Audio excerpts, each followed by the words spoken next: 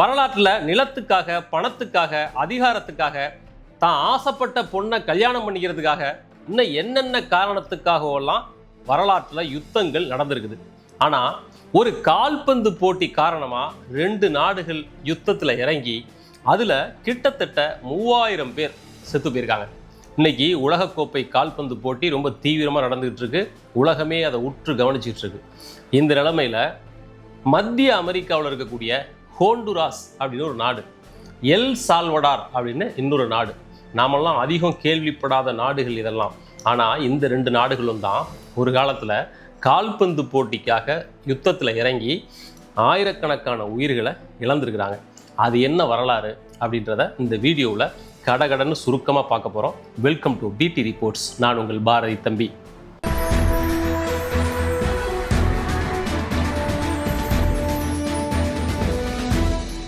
ஆயிரத்தி 1969 மத்திய அமெரிக்காவில் இருக்கக்கூடிய எல் சால்வடார் அப்படின்ற ஒரு நாடு, பக்கத்தில் ஹோண்டுராஸ் அப்படின்ற இன்னொரு நாடு. இந்த எல் சால்வடார் நாட்டை பொறுத்தவரையிலும் பரப்பளவில் ரொம்ப சின்ன நாடு. அந்த பரப்பளவை கம்பேர் பண்ணும்போது அந்த நாட்டோட மக்கள் தொகை ரொம்ப அதிகம். ஆனால் ஹோண்டுராஸை பொறுத்தவரையிலும் இந்த எல் சால்வடாரை போல 5 மடங்கு பெரிய நாடு, மக்கள் தொகை கம்பேரிட்டிவ்லி கம்மி, நிலப்பரப்பு அதிகம். அப்படின்றதுனால பெரும்பான்மையான நிலப்பரப்பு சும்மா கிடக்கு. விவசாயம் பண்ணது போக மீதி நிலமே நிறைய சும்மா கிடக்கு. இதனால காலப்போக்கில் என்ன ஆகுது அப்படின்னா, இந்த எல் சால்வடார் நாட்டை சேர்ந்த மக்கள் கொஞ்சம் கொஞ்சமாக வேலை வாய்ப்பை தேடி இந்த ஹோண்டுராஸ் நாட்டை நோக்கி போக ஆரம்பிக்கிறாங்க. காலப்போக்கில் கொஞ்சம் பேரா போக ஆரம்பிச்சு காலப்போக்கில் பல லட்சக்கணக்கான பேர் அந்த நாட்டில் போய் வாழ ஆரம்பிச்சிட்டாங்க. இதெல்லாம் ஏதோ 5-10 வருஷத்தில் நடந்ததில்லை. ஒரு 50-100 வருஷத்தில் பல தலைமுறைகளாக கொஞ்சம் கொஞ்சமாக இந்த நாட்டில இருந்து அங்கே வேலை பார்க்க போய் கிட்டத்தட்ட 30 லட்சம் பேர் இந்த எல் சால்வடார் நாட்டிலிருந்து ஹோண்டுராஸில் போய் வேலை பார்க்குறாங்க. பெரும்பான்மை விவசாயம், கால்நடை வளர்ப்பு, அதை சார்ந்த தொழில்கள், அந்த மாதிரி அங்கே போய் செட்டில் ஆகிட்டாங்க. ஆரம்பத்தில் இந்த ஹோண்டுராஸ் நாட்டை சேர்ந்த மக்களும் சரி, அந்த அரசாங்கமும் சரி, இப்படி இன்னொரு நாட்டை சேர்ந்த மக்கள் இப்படி லட்சக்கணக்கில் இங்கே வந்து செட்டில் ஆகுறாங்களே, வேலை பார்க்குறாங்களே அப்படின்றத பற்றி எதிர்மறையாக அவங்க எதுவும் பார்க்கல. இடம் சும்மா கிடக்கு, புறம்போக்கா கிடக்கு. இன்னொரு நாட்டு மக்கள் வந்து இங்கே விவசாயம் பண்ணுறாங்க, கால்நடை வளர்க்குறாங்க. அதனால பூமி வளமாகுது ஒரு பக்கம், இன்னொரு பக்கம் வேலை வாய்ப்புகள் கொஞ்சம் பேருக்கு கிடைக்குது, பொருளாதாரம் ஏதோ வகையில் பெருகுது அப்படின்ற மாதிரி அதை நினச்சி விட்டுட்டாங்க. ஆனால் over the period of time இது என்ன ஆகுது அப்படின்னா, அந்த உள்ளூர் வாசிகள், ஹோண்டுராஸ் மக்கள் இருக்காங்க இல்லையா, அவங்களுக்கு திருமண பக்கமெல்லாம் இந்த எல் சால்வடார் மக்களாக தெரியுறாங்க. அவங்களுக்கு ஒரு கோபம் வருது உள்ளூரில். அவங்களுக்கு வேலை வாய்ப்பெல்லாம் கிடைக்காம போகும்ல, உள்ளூரில் ஒரு பொருளாதார பிரச்சனை அதெல்லாம் வரும்போது, எந்த நாட்டில் இருந்தோ இங்கே வந்து இவெல்லாம் நம்ம நாட்டு நிலத்தை பிடுங்கிட்டான், நம்முடைய வேலை வாய்ப்பெல்லாம் பிடுங்கிட்டான், அதனால தான் நமக்கெல்லாம் வேலை இல்லை அப்படின்னு உள்ளூர கோபமும் வெறுப்பும் அந்த ஹோண்டுராஸ் மக்களுக்கு உருவாக ஆரம்பிக்குது. அது கொஞ்சம் கொஞ்சமாக வெளில தெரிய ஆரம்பிச்சு அந்த எல் சால்வடார் மக்கள் மேலே சின்ன தாக்குதல்கள் நடக்க ஆரம்பிக்குது. அது அப்படியே பல்கி பெருகி ஒரு கட்டத்தில் 2 இனக்குழுக்களுக்கு இடையிலான சண்டை போல அந்த நாட்டில் மாறிடுது. இந்த எல் சால்வடார் மக்கள் மேலே அங்கங்கே தாக்குதல் சம்பவங்கள் அதிகரிக்கிறது. அப்புறம் இனிமே இந்த நாட்டு மக்களை இங்கே குடியிருக்க விடாத, இவங்களை நாட்டை விட்டு வெளியேற்று, அவங்கள நிலம் வாங்க அனுமதிக்காத அப்படின்னு ஹோண்டுராஸ் மக்கள் அரசுக்கு எதிராக போராட்டங்கள் நடத்துறது. இப்படி இந்த லெவலில் அது பெருசாகுது. ஹோண்டுராஸ் அரசு ஏதோ ஒரு கட்டத்தில் இதுக்கு தீவிரமாக ரியாக்ட் பண்ண வேண்டிய கட்டாயத்துக்கு தள்ளப்படுது.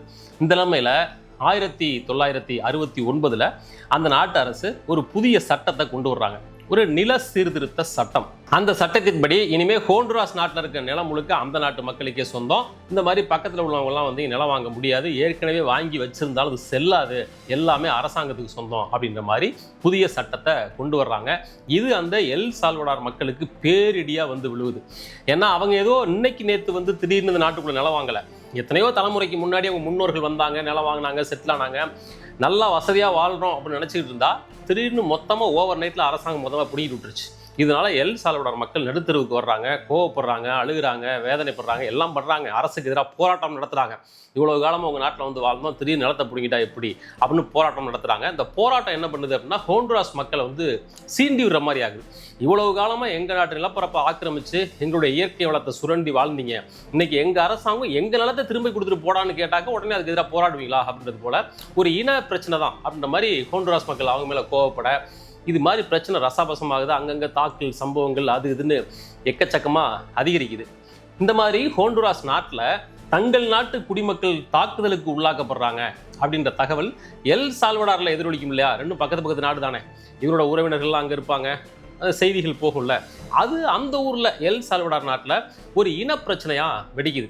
இப்போ இந்தியாவிலையும் ஸ்ரீலங்காவிலையும் தமிழர்கள் அங்கே தாக்கப்பட்டா இங்கே நமக்கு ஆட்டோமேட்டிக்காக தமிழர்கள் அப்படின்ற அடிப்படையில் இங்கே ஒரு பிரச்சனை வருது இல்லையா, இங்கே எமோஷன் ஆகுறாங்க இல்லையா, அதுபோல் எல் சால்வடாரில் மக்கள் வந்து எமோட் ஆகுறாங்க. இது சம்பந்தமான பிரச்சனைகள் தீவிரமாகுது, அது ஒரு அரசியல் பிரச்சனையாக மாறுது. இப்படி ரெண்டு நாடுகளுக்கு இடையிலான பிரச்சனையாக அது உருவெடுக்குது. ஒரு இடத்துல என்ன ஆகுதுன்னா, ரெண்டு நாடுகளும் தங்களுடைய இராணுவத்தை கொண்டு வந்து எல்லையில் நிறுத்தி சண்டை போடுற நிலைமை அப்படின்ற கட்டத்துக்கு அது போகுது. அப்போ தான் ஒரு முக்கியமான அறிவிப்பு வருது. அந்த அறிவிப்பு என்னன்னா, உலகக்கோப்பை கால்பந்து போட்டிக்கான அறிவிப்பு. 1970 வருஷம் ஒரு உலகக்கோப்பை கால்பந்து போட்டி நடந்துச்சு. அந்த போட்டியில் எந்தெந்த அணிகள்லாம் பங்கேற்கணும் அப்படின்னு முடிவு பண்ணுறதுக்காக உலகக்கோப்பை கால்பந்து போட்டிக்கான தகுதி சுற்று போட்டிகள் அதை பற்றின ஒரு காலவரிசை அட்டவணை வெளியிடுறாங்க. 1969 அந்த தகுதி சுற்று போட்டிகள் நடக்குது. அதற்கான அட்டவணை வெளியிடப்படுது. பொதுவாக நம்ம ஊர்லலாம் அந்த லோக்கல் கிரிக்கெட் போட்டிகள் நடக்கும்போது நமக்கு பிடிக்காத ஒரு டீம் அங்கே விளையாட வந்தாங்க அப்படின்னா அவங்கள பார்த்துட்டு நேரடியாக அந்த நடுவர் குழுக்கிட்ட போய் எங்களுக்கும் அவனுங்களுக்கு மேட்ச் போடுங்க அப்படின்னு வேணும்னே நோண்டி மேட்ச் வாங்குவாங்க நம்ம ஆளுங்க. அதுபோல் நடந்துச்சா என்னன்னு தெரியல. அந்த தகுதி சுற்று போட்டியில் ஹோண்டுராஸ்க்கும் எல் சால்வடார் அணிக்கும் போட்டியை ஃபிக்ஸ் பண்ணி விட்டாங்க. இந்த ரெண்டு பேரும் மோதி ஆகணும். ஏற்கனவே 7ஆம் பொருத்தம், இப்போயா அப்பையான்றிருக்கு ரெண்டு பேரும் எதிரிகள் மாதிரி அவ்வளோ தீவிரமாக நிற்கிறாங்க. இப்போ இவங்க ரெண்டு பேரும் தகுதி சுற்று போட்டியில் மோதி ஆகணும். யார் ஜெயிக்கிறாங்களோ அவங்க தான் வேர்ல்டு கப்புக்கு தகுதி அடைவாங்க. இப்போ போட்டி நடத்தி ஆகணும். இப்போது இந்த கால்பந்து போட்டிங்கிறது வெறுமனே ஒரு விளையாட்டு போட்டியாக இருக்க போகிறதில்ல அப்படிங்கிறது தெளிவாக தெரிஞ்சிருச்சு. ஏற்கனவே பகை வந்து முட்டி நிற்கிது. இந்த நேரத்தில் இது வந்து ஒரு கௌரவ பிரச்சனை மாதிரி ரெண்டு நாட்டுக்கும் ஆயிடுச்சு, யார் ஜெயிக்கிறது அப்படின்னு. ஜூன் 8ஆம் தேதி 1969 தகுதி சுற்றுக்கான முதல் போட்டி எங்கே நடக்குதுன்னா, ஹோண்டுராஸ் நாட்டோட தலைநகரத்தில் நடக்குது. அவங்களுடைய ஹோம் கிரவுண்டு. நம்ம ஜெயிச்சே ஆகணும்டா அப்படின்னு சொல்லி ஹோண்டுராஸ் அணி ரெடியாக நிற்கிது. எந்த பக்கத்து நாட்டிலேருந்து வந்து நம்ம நிலப்பரப்பை ஆக்கிரமித்து இன்னைக்கு நமக்கு எதிராக போட்டியில் ஜெயிச்சு அவன் வேர்ல்டு கப்பில் போய் விளையாடிடுவானா, விடக்கூடாது, இந்த போட்டியில் நம்ம ஜெயிச்சே ஆகணும் அப்படின்னு ஹோண்டுராஸ் அணி ரெடியாக நிற்கிது. ஒரு மாதிரி பகையும் எல்லாம் சூழ்ந்த நிலை. கால்பந்து மைதானம் எல்லாம் ரெடியாகிறாங்க. இதுக்கு முன்னாடி என்ன ஆகுதுன்னா, அந்த எல் சால்வடார்லேருந்து இங்கே ரசிகர்கள்லாம் போட்டியை பார்க்க வந்திருப்பாங்கல்ல, அவங்க மேலையெல்லாம் தீவிரமான தாக்குதல் நடத்தப்படுது. இந்த அணி வீரர்கள் தங்கியிருப்பாங்க இல்லையா, அந்த ஹோட்டலில் போய் அட்டாக் பண்ணுறது, இவருடைய வாகனங்களை தாக்குறது, இந்த மாதிரியான பிரச்சனைகள்லாம் நடந்திருக்குது. அதற்கு பிறகு தான் அந்த கால்பந்து போட்டி நடக்குது. போட்டி தீவிரமாக நடக்குது. போட்டியோட முடிவில் 1-0 அப்படின்ற கோல் கணக்கில் ஹோண்டுராஸ் ஜெயிச்சிருச்சு. அவங்களுக்கு பெரிய கொண்டாட்டம், ஹோம் கிரவுண்டில் ஜெயிச்சிட்டாங்க, எதிரியை வீழ்த்திட்டாங்க.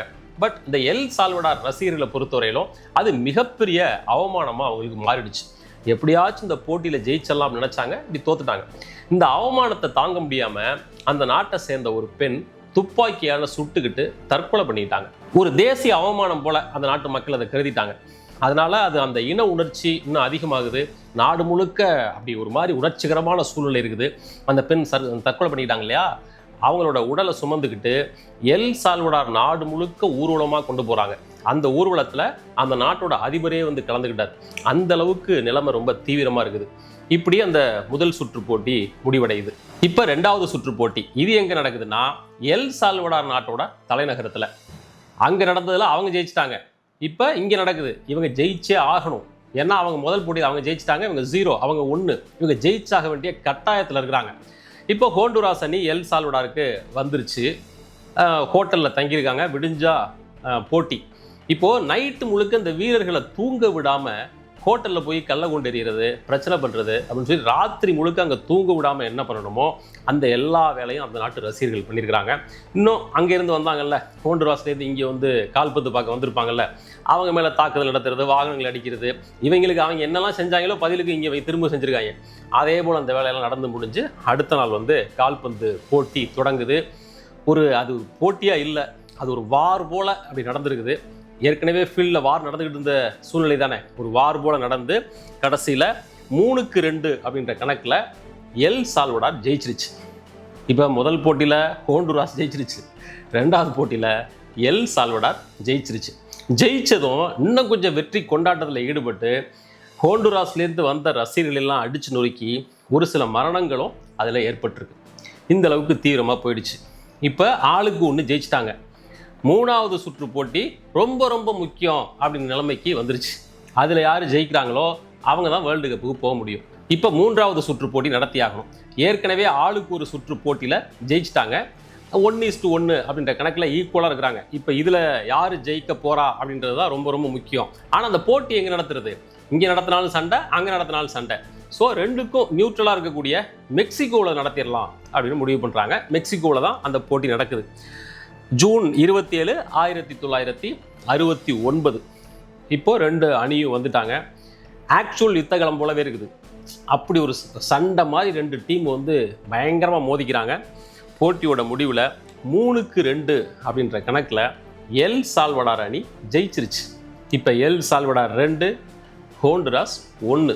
எல் சால்வடார் உலகக்கோப்பை போட்டிக்கு தகுதி பெற்று விட்டது. ஹோண்டுராஸ் அதிலிருந்து வெளியேறிடுச்சு. போட்டி அத்தோட முடிஞ்சிருச்சு. ஆனால் உண்மையான சண்டை அதற்கு பிறகு தான் ஆரம்பிச்சது. ஹோண்டுராஸை பொறுத்தவரையிலும் இது மிகப்பெரிய அவமானமாக அவங்க நினச்சாங்க. இந்த பிரச்சனைக்கெல்லாம் அடித்தளம் என்ன? ஹோண்டுராஸ் அப்படின்ற நாடு எங்களோடது, இந்த மண் எங்களோடது, இந்த நிலம் எங்களோடது. நீ எல் சால்வடார் அப்படின்ற இன்னொரு நாட்டிலேருந்து பிழைக்க வந்தவன் இங்கே வந்து என் நிலத்தை எல்லாம் பிடிச்சிக்கிட்டு கடைசியில் தரமாட்டேன்னு வம்பு பண்ணி இப்போ எங்களை போட்டிலையும் தோக்கடிச்சிட்ட அப்படின்றது போல் அவங்க உள்ளூரை ஊண்டாகி எல் சால்வடார் மக்கள் மேலே அதிதீவிரமான தாக்குதலை, முன்னாடியை விடவும் பல மடங்கு தாக்குதல்களை கட்டவிழ்த்து விடுறாங்க. பல ஆயிரக்கணக்கான லட்சக்கணக்கான மக்கள் வீடிலிருந்து சொந்த நாட்டை நோக்கி, அதாவது எல் சால்வடார் நாட்டை நோக்கி போக வேண்டிய நிலைமைக்கு ஆளாகிறாங்க. போட்டியில் ஜெயிச்சு தன்னோட நாடு உலகக்கோப்பை கால்பந்து போட்டிக்கு போனாலும் கூட அந்த சந்தோஷத்தை கொண்டாட முடியாத நிலைமையில் எல் சால்வடார் நாடு இருக்குது. அங்கேருந்து மக்கள் கொத்து கொத்தாக வந்துகிட்டு இருக்காங்க. இதுக்கு ரியாக்ட் பண்ண வேண்டிய கட்டாயம். இந்த நிலைமையில் 1969 ஜூலை 14 ஒரு அறிவிக்கப்படாத யுத்தத்தை ஆரம்பிக்குது எல் சால்வடார் ஹோண்டுராஸ் மேலே.